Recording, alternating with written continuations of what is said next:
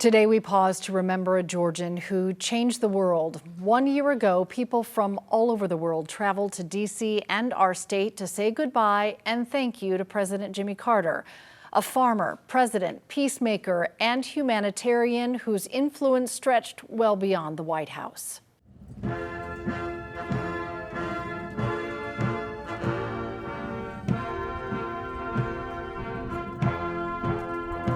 He was such a good person. There was just a whole lot of reasons to come. So we just bundled up. It's great to see people of all different ages, nationalities. Even for younger people, they don't necessarily remember him as president, but more so just being a good human being. He was kind, he was thoughtful, he was loving, and just wanted to pay my respects to him. It's just an opportunity to say goodbye, but it's an opportunity to say thank you to someone who's really impacted my life. Mr. Carter was the longest living president in U.S. history, passing away at 100 years old. And what a full life he lived. For Georgians, he was so much more than just a former president. He was a neighbor, a teacher, a man who never stopped working for others.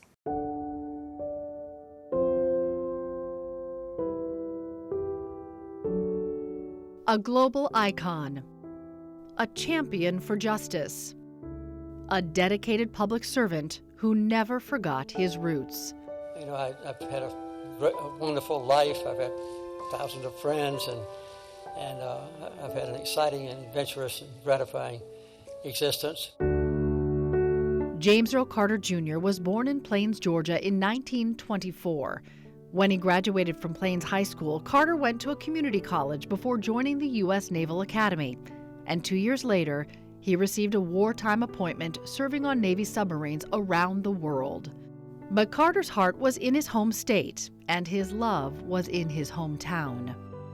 In 1946, he married Rosalynn Smith, a young woman who grew up just a few doors down from the Carter family. The best thing that ever happened to me was marrying Rosalynn. After serving in the Navy, Carter went back to Georgia and entered the world of politics. First, a victory in the state Senate, then a U.S. congressional race. He lost his first campaign for governor, but not the second time. I promise you my best. I ask of you your best. In 1970, Carter was elected Georgia governor, and the next 4 years gave him a reputation as a new kind of Southern politician. NBC News projects James Earl Carter of the state of Georgia elected the next president of the United States. A reputation that helped propel him into the Oval Office. I told you I didn't intend to lose. 1976, President-elect Jimmy Carter. We must act now, together, to devise and to implement a comprehensive national energy plan. He began with an ambitious agenda. President Carter attacked the energy crisis, fuel shortages, and rising prices. He created the Department of Energy, and in 1979, engineered the Camp David Accords, bringing peace to the Middle East, one of the greatest diplomatic achievements in U.S. history. During the past 30 years, Israel and Egypt have waged war, but for the past 16 months, these same two great nations have waged peace. The 1980s have been born in turmoil. Later that year, though, the most profound crisis of Carter's presidency, when Iranian militants stormed the U.S. Embassy in Tehran, taking 52 American hostages. We've imposed economic sanctions, and we have broken diplomatic relations with Iran. The ordeal lasted 444 days. It ended hours after newly elected President Ronald Reagan took the oath of office. After leaving office, Carter's dedication to public service and public good continued. How many officials? Staff. Since 1989, the Carter Center has worked with 38 countries to monitor and ensure fairness in nearly 100 democratic elections. He's helped to eradicate disease. Well, it's a very gratifying and heartbreaking, but also heartwarming experience. And well into his 90s, humbly helped build homes for those in need with Habitat for Humanity. I think I have been as blessed as any human being in the world. With The office of President of the United States. become the President of the United States of America and Governor of Georgia and work at the Carter Center and a big and growing family and thousands of friends. So I've had, everything's been a blessing for me. President Jimmy Carter, a global icon, a champion for justice, a dedicated public servant who never forgot his roots. After his passing, thousands of people came to the Carter Center here in Atlanta to pay their respects. Here are some of the heartfelt responses and what they wish they could say to Mr. Carter if they had the chance. I'm coming to the Carter Center to pay my respect to President Carter. Just to lay a hard hat in honor of President Carter. Just some flowers, some fresh flowers. I saw somebody leave a bag of peanuts and I said, oh my God, that's so true. That's him. I brought a big bag of peanuts and a bouquet of flowers because President Carter cut his teeth as a peanut farmer. And so by delivering that big bag of peanuts you see over there, I felt like I was honoring his legacy. It's a good chance to celebrate a remarkable life, and I share his faith, and I like to believe he's now at home and reunited with his beloved Rosalynn. I've seen his family from time to time, and we've come to the library many times too, but my one experience that I had up close and personal was on a Delta flight, and he was true to himself. He came back and shook hands with everybody on that plane. And just, these people were thrilled. They all stood up in his presence. And I just couldn't get over that, that he was a world figure. Even though his heart would always be in planes, he was a world figure. He did so much in the country, the world. He touched so many lives. What would be your message to President Carter if you could tell him something? Oh, wow. It would be thank you. Thank you. Thank you. Thank you for modeling what faith in action looks like. It wasn't words, it was deeds for him. For being a role model, for being a hero, for being a friend, and thank you for showing the world what a life of service can look like. He was somebody who wanted to do his best, and he wanted all of us to do our best. And so I would just say thank you. For being the humanitarian that you were. Always kind. You can tell you're getting choked up. Yeah, because he was always nice. And you don't see that very much anymore. We love you, President Carter. You inspire us to do more. I love you, President Carter. President Carter often said he never did anything important alone. At the center of his life was his wife, Rosalynn. Former 11 Alive reporter Jerry Carnes shows us how for more than 7 decades, the Carters were partners in marriage, in public service, and their commitment to helping others. 74 years after their first date, there they were, still together, working side by side at a Habitat for Humanity build in Nashville, Tennessee. In sickness and in health, Rosalynn and Jimmy Carter were together that day in 2019, despite a fall that blackened the former president's eye. Serving together, always together. Every night we read a Bible together. One night she reads, and usually the next night I read. It's hard to stay mad with each other when you have to read the same passage in the Bible together. Growing up together in Plains, Rosalynn rejected Jimmy Carter's initial marriage proposal. He persisted, leading to a union that endured through political campaigns that saw Rosalynn play a leading role.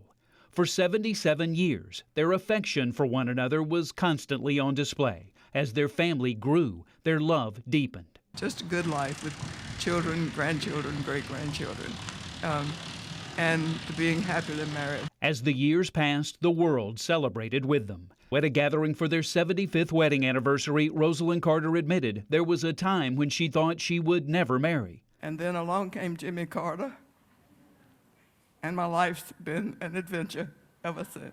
Those adventures include the moments they gave each other room to pursue their own interests, but they would always come back together. We've taken up downhill skiing when I was 62 years old. She was 59. And we've taken up bird watching and playing tennis. For 77 years, they stood by the vow till death do us part. Childhood sweethearts who lived extraordinary lives, from Plains, Georgia to the White House and back, together. As 11 Alive's chief political reporter, Doug Richards covered Mr. Carter for many, many years, over his entire career, really, because you were just a college student the first time you were assigned to a Mr. Carter story. Right? That's true. He had just become president. He was speaking to the National League of Cities in St. Louis. I was a radio reporter in college, and it was like my first big sort of national event to cover. What was your first impression? Well, my impressions of him have been that he both is personable, but yet also was really guarded and super smart about what kind of answers he wanted to give to questions, and what context he wanted to answer questions sometimes. Yeah, he liked to be in control. He was very kind and humble, but control was something he was also known for. Yeah, I covered him at a former Georgia governor had died. He had attended the funeral. I asked him if, will you talk to us after the funeral's done? He goes, depends on what about. So, and I said, of course, I want to talk about the late Governor Busby, and he was, and he was great. You have a story you say kind of stands out to you that really gives some insight into who he was and how he would handle unique situations. Yes, so there was an event at the Carter Center where they were opening a new wing of the Carter Center. And President and Mrs. Carter were made available to us and all the TV stations in Atlanta. And we were all going to get a couple of minutes with them. And I had been told by our assignment editor that we needed to ask him a question about something that he had said that was controversial about the Middle East over the weekend. So I stepped up and I said, President Carter, what about this thing you said over the weekend about the Palestinians?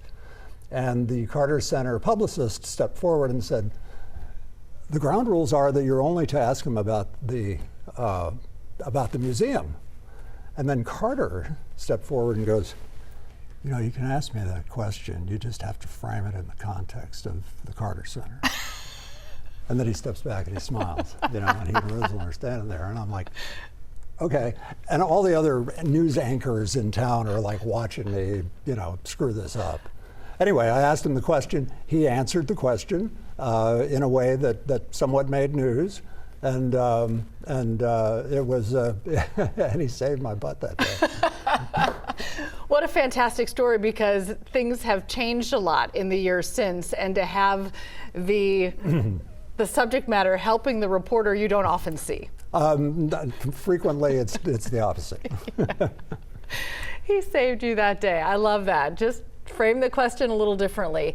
Through all the times you saw him over time, I think hindsight can be a real gift, and now we look back over the span of 5 decades of his known political life. What was the constant that stands out to you? Well, I mean, truthfully, I feel like I saw him more in unofficial capacities certainly later in life than I did in official work. I ran into him at Plains one time with my family while he was at his childhood home. He was showing it off to donors of the Carter Center who were having a weekend there. I ran into him, obviously. I went to his church 3 times. There was a hilarious moment where my son, who is now 15, who was a toddler, was just kind of roaming around in the back of the church in the Sunday school area, and Carter walked in with Secret Service people, and Carter said, "Hey, little fella," and bent down and shook his hand, and Clint had no idea who he was, of course. Wow. Yeah, I mean, all the personable stuff later in life was very evident, and and at the same time, he was still smart and guarded, and certainly a memorable and interesting character. Yeah, my one story I'd share is when I was in Haiti with he and the former First Lady for 2 weeks. At the end, he asked me to get up on stage and speak about, I had lived in Haiti as a child. So for me, it was coming back full circle, and I got to see some people that had run the school I had gone to, and he helped facilitate that. And I got up on stage, and I just got very emotional, meeting all of these people again in my life after they had gone through a horrific earthquake. And I went off stage, and there was no one else there, and no cameras captured it, but he just walked up and he put his arm around me and he said, your grandfather would be so proud. I think he was speaking as a grandfather. It was like, you know, he had gotten up and gone back. I can kind of choke up thinking about it, but it was like these little unscripted, unofficial moments that, you know, tell a lot about who someone is. Yeah, yeah. I mean, I remember seeing when Jason Carter, his grandson, ran for governor, there were some moments where Carter campaigned with him. It was funny to see how fiery he still was, you know, trying to get his grandson elected, saying like gnarly, kind of unpleasant things about the candidate he was running against. Yeah, little spice. Then, and then, you know, of course, election night came and he and Rosalynn were with Jason Carter when he lost that night. And it was, you know, it was just poignant from a family/political standpoint. It's always fascinating to look back at the pictures. Let's look at a couple of the pictures that maybe stand out in over history. This is a historic moment because this is something we're used to seeing after an inauguration, a president and a first lady getting out of the car, walking down Pennsylvania Avenue. But they were the first to do that at the suggestion of their son because they wanted to give a nod of being accessible and relatable, and so this was a first that they did together. Well, and it was a populist moment, and you know the previous inauguration had been Richard Nixon in 1972, and Nixon had the imperial presidency, and he was trying to be the exact opposite. You talked about his wisdom, his smarts, and really his spice too. And that was certainly seen when he took on the Camp David Accord, bringing two sides together that would have never been in the room together.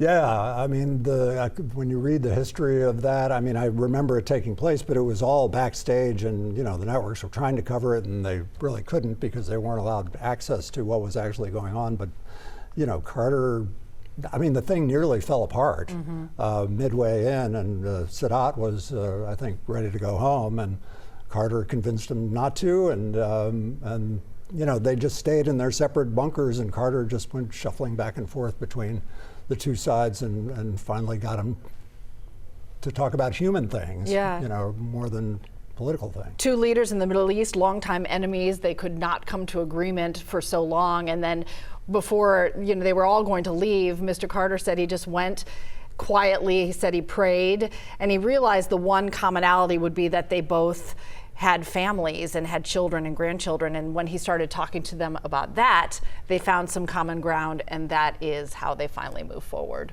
Yeah, and then they won the Nobel Peace Prize, and Carter waited, another 20 years before he got it. This was the moment that much later he did receive the Nobel Peace Prize. And you alluded to this earlier, Doug, about you had the chance to be at Sunday school a number of times, but that was very important to the former president in his hometown, and Sundays were his time to be in front of the congregation to teach Sunday school. I mean, it was, you know, it was a beautiful thing to watch him talk about, you know, telling stories rooted in Christianity, scripture, but also blending his personal experience in and talking about how, you know, I remember vividly, I think he did this on more than one, I went 3 times to his church service, and I think 2 of those times he said to the congregation, you know how much money I had to raise to run for president? Because back then, there was that one election, 1976, when the federal government had done this this income tax checkoff to pay for political campaigns. And then in 1980, Reagan said, I think I'm going to raise money, and he raised a lot of money. And the rest is history as we get ready for what will be one of the most expensive elections ever in 2026, and Georgia being at the center of it. Final thought as you look back on his life and the legacy that continues here in Georgia and beyond from Mr. Carter. I mean, I think Georgia was very lucky to have him as a presence. I mean, he not only, so when he was governor, he not only rewrote the state constitution, which was consequential, streamlined it a lot, but then afterward, you know, as mostly post-presidency, because that's when he was around here all the time, he was just a character in the firmament that was unlike any other, probably in any other state. No doubt. Thanks, Doug. Appreciate your insight. We'll be right back.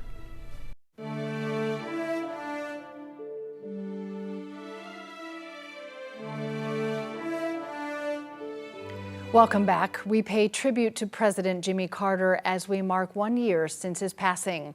From the red clay soil of rural Plains, Georgia, to becoming the most powerful man in the world, Jimmy Carter never forgot his humble beginnings. Doug Richards continues our look at the legacy of the late president.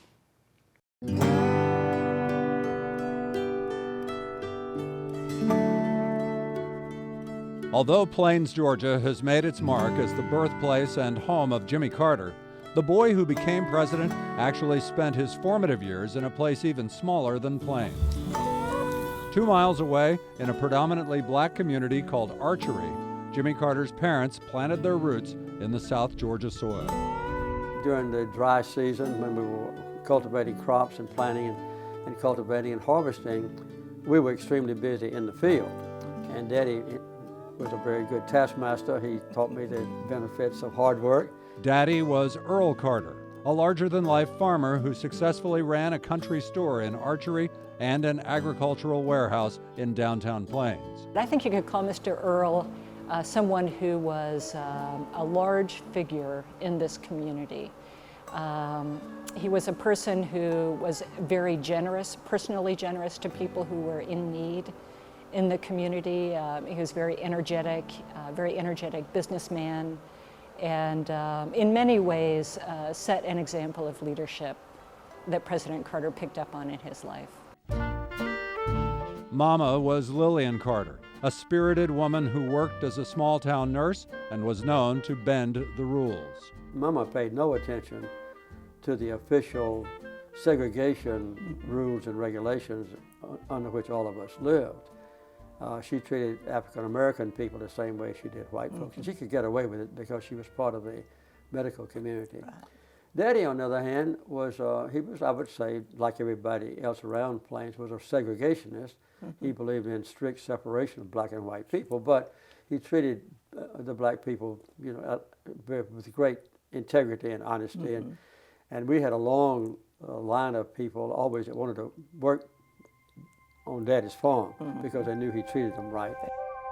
The lines were long because the Great Depression had set in and shaped the austerity of life in South Georgia. In Atlanta and other southern towns, new waves of racial prejudice tore away at post-Civil War Reconstruction and created new Jim Crow laws. But in Plains and in Archery, things moved a bit slower.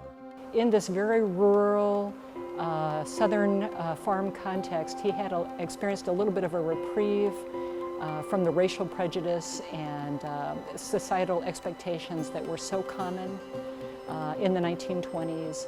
And he had a bit of a liberty from that. Young Jimmy Carter was a quick learner. When he wasn't working or hunting or fishing, he was typically reading and expanding his worldview beyond the horizon of his hometown. So even though he was in what we would consider an isolated community, it wasn't an isolated community. He was given a wonderful education and came out of it with interest in all sorts of things. And I do think that had a great influence on his ability to be governor, president, and creator of the Carter Center. When he graduated from Plains High School, Jimmy Carter went to a community college in nearby Americus, then Georgia Tech. But Earl Carter wanted his boy to go to the Naval Academy. And 2 years later, South Georgia Congressman Stephen Pace obliged with a wartime appointment. It put Jimmy Carter in U.S. Navy submarines and sent him around the world. He traveled a great deal during that time. So President Carter's perspective, already progressive, changed even more during his naval career. While he was in the Navy, Carter married Rosalynn Smith, a hometown girl who grew up just a few doors away from the Carter family. Carter whisked her away from Plains to live in Navy towns from New England to Hawaii. But Carter abruptly left the Navy because his father was dying of pancreatic cancer. Jimmy and Rosalynn Carter returned to Plains and moved into a public housing apartment in 1953 and started running the Carter family business. I was lucky enough to come home from the Navy. I was a full-time farmer for 17 years. But I was on the county school board. I was chairman of the county school board. I was a Boy Scout master. I was a deacon in the church. I was in the Lions Club. For Jimmy Carter, it was a natural entree into the world of politics. President Carter was known for speaking his mind and doing what he believed was right, even when it wasn't popular. In the early 1970s, while serving as Georgia's governor, he declared January 15th Martin Luther King Jr. Day. And against his advisors' wishes, he hung Dr. King's portrait in the state capitol. Here's a look back at his work fighting for civil rights during his time at the Georgia State House and the White House. President Carter gave his inaugural address. He surprised people. I say to you quite frankly that the time for racial discrimination is over. He made it a goal of his to move past the old history. Andrew Young had become one of the Carter's high-profile backers. He organized a meeting with Carter and a reluctant black caucus. They asked him how many black people he had on the staff, and he said, I don't know. Every other candidate we'd met with had one black staff member, and Carter didn't know how many black people he had. So I went to the door, and Senator Ben Brown was there, and I said, Ben, will you come in and help the governor? How many black staff do you have in this campaign? He said, right now we just have 27. They couldn't figure it, that he didn't think race. He didn't act race. As the 39th president of the United States, President Carter also had an integrated cabinet. Andrew Young became the first black ambassador to the United Nations. He had more experience with black people at more levels than most black people. That I will faithfully execute. Ambassador Andrew Young says one of Jimmy Carter's lasting legacies was his impact on race relations. One of the true civil rights presidents we've had. And I don't know that anybody was more knowledgeable about race, but who also realized that race, peace, economic justice were all intertwined. President Carter helped shape Metro Atlanta as governor, president, and beyond. 11 Live's Grace King shows us his role in creating and protecting several key places many of us take for granted today. In 1973, then-Governor Jimmy Carter established Georgia's Film Office, which attracted more than 550 major film projects by 2007. The industry now adds $4 billion each year to the state's economy. Governor Carter also supported the construction of the Georgia World Congress Center. The ever-growing campus has hosted the Olympics, Super Bowl, trade shows, and more. I, Jimmy Carter, do solemnly swear. As president, Carter worked to protect the beauty of his home state. He signed a bill establishing the Chattahoochee River National Recreation Area. A highlight of my life was going to the White House to see then President Carter sign the bill. Then, President Carter signed legislation creating the Martin Luther King Jr. National Historical Site here in Atlanta. Now a national park, it allows generations of visitors to explore MLK's roots, visit his birth home, and the church where he changed the world. Across the street, Carter raised $3.5 million to build the King Center for Nonviolent Social Change, in addition to creating a center of his own to promote freedom, democracy, and health around the world. God gives us a capacity for choice. We can choose to alleviate suffering. We can choose to work together for peace. We can make these changes, and we must. Mr. Carter was 52 when he became president, but many consider his greatest contributions to have happened in the 40 years after the White House. 11 Live's Jennifer Bellamy explains how he used his Georgia roots to help people all around the globe. Jimmy Carter is as much defined by his later years when he became a global icon. I think he redefined a post-presidency in a fundamental way. There's no question that his post-presidency has been enormously successful in a way that you could never say about the period that he was president. Any discussion begins at the Carter Center, a base for humanitarian efforts worldwide. The Carter Center, since 1989, has worked with more than 36 countries to monitor and ensure fairness in more than 100 democratic elections. He's flown around the world.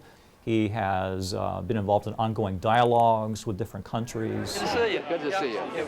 That has been a tremendous public service. The former president paired human rights campaigns with programs for health. On the other side of the planet, guinea worm disease has affected millions. Carter championed its removal, and in 3 decades, the number of cases has dropped to less than 5. We believe that we now have assurance of enough funds to completely eradicate the disease from the face of the earth. The Carter Center has also made efforts against river blindness, trachoma, and a host of ailments affecting every continent. In 2002, that work was recognized with the Nobel Peace Prize. We will not learn how to live together in peace by killing each other's children. In 1976, a humble husband and wife in the humble city of Americus, Georgia, founded a humble nonprofit, Habitat for Humanity. The goal, to build houses for those in need. It remained humble until it courted a former president. I'm not sure you or anyone else would have heard of Habitat if it had not been for the Carters getting involved in 1984. His approach to Habitat reflects his outlook overall, affecting the world, but never forgetting its roots. President Carter's level of service had a worldwide impact. Mr. Carter and his wife participated in building projects with Habitat for Humanity for 40 years, including a 2-week trip to Haiti. I had the chance to make that trip with them. We spent time together as he led a build, hammer in his hand. At the time, he was turning 88, and he set the pace for everyone. With each effort and every kind gesture, optimism is growing in a place that has been so short on hope. 2 rows over, a former president follows the identical blueprint alongside the one he says has been boss. I'm a pretty professional carpenter by now. You can direct the team. Well, she does. We took off our hard hats for a bit to talk about the last 30 years of service. We always get more out of it than we put into it helping others. It's an adventure, it's unpredictable, you never know what's going to happen next, and it's challenging, it's hard work. That's us going to school. We went to a little Creole school. The Carters even took time to look at my family pictures and asked me about my experiences living in Haiti. And this is a water tank here. Then took me on an unexpected tour. Irrigation. See the irrigation pipes going down? Gracious and genuine to everyone. We'll finish about 350 houses. They say it's part of demonstrating their faith. You know, how do you bridge the tremendous gap between rich people that have everything in the world and a family that has never had a decent home? But Habitat gives you that way to communicate with each other. So you learn to respect people that you in the past did not respect because you thought they were kind of inferior in some way. You learn that they're not inferior in any way. 1,200 miles separate Legon, Haiti from former President Carter's home in Plains, Georgia. But he says the hope for a better life, a safe place, dignity is the same for people everywhere. A decent place to stay, and then just a little bit of self-respect, pride in something that you've done yourself, a little bit of hope for the future. Among the many organizations President Carter served was Habitat for Humanity. In fact, the nonprofit credits the president with making it a global recognized charity. Sean Martinelli met a group of volunteers at Manuel's Tavern to hear their stories of serving alongside Mr. Carter. Inside Manuel's Tavern at this table, 2 glasses. Expect pictures of beer and memories of the man. Yeah. They just called Jimmy. But Jimmy, he showed up to work. After their Saturday shift, Atlanta Habitat for Humanity volunteers show up here. We used to have these fancy little "Hello, my name is" stuff, and it had the Habitat logo on it at one time, and those ran out. And somebody said, let's just use duct tape. Nearby, you can see the hundreds of names, many motivated by Carter. They've probably cleaned that thing off 10 times. This crew says most politicians come hammer in hand, camera ready. The 39th president was not among them. It wasn't for show at all. He actually worked. And after their builds, he'd often offer a simple message. They said, y'all celebrate this because you did something wonderful and everything like that, and you helped these people out yet. And then he paused for a moment and he said, you're just not done yet. Guys like Steve Lackland took those words to heart. He's volunteered with Habitat for years. I had met Jimmy Carter, but you know, the thing that stands out to me over all the years is a birthday card. A birthday card his grandmother received from the president. Steve's uncle helped make it happen. I can remember going over to her place and she says, look here, has any of y'all ever got a birthday card from the President of the United States? And I mean, it brought tears to her eyes. You know, you just can't put that into words. From small-town South Georgia to a global mission rooted in peace and human rights, President Jimmy Carter's legacy lives on. At the Carter Center, his work continues fighting disease, defending democracy, and reminding the world that service does not end with a title. Here in Georgia, that legacy is visible in classrooms, communities, and even a Gwinnett County mural where his image now stands as a reminder of the values he lived by. 1 year later, President Jimmy Carter's mark on this state and the world remains unmistakable.